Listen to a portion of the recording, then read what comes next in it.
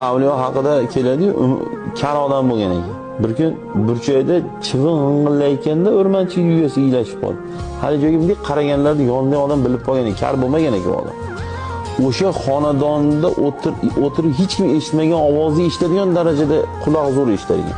Lekin hamma kar deb o'ylar ekan. Shunda sirni aytasi turib olgan ekan. U kishi attor bo'lgan ekan. Meni atir sotadigan atropo. Bir ayol kelib atir olaman deb do'koniga shu kelganda orqasidan yel chiqib ketgan ekan. Orqadan yel chiqib ketgan ayolni. Hali ayol qizarib, bo'zarib, xijolat bo'lib endi keppegan, hali yel chiqib ketdi. Qizari hali nimadan bitta narsani atir so'raganda balandroq gapiring degan ekan. Keyin yana qattiqroq gapiring, yana qattiqroq gapiring degan ekan.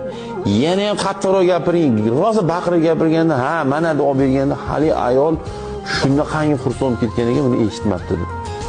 O'sha ayolni xijolat bo'lmasligi uchun umrbod o'zini kar qila olib yurgan ekan. Ana islom, ana iymon, ana musulmon, ana odam.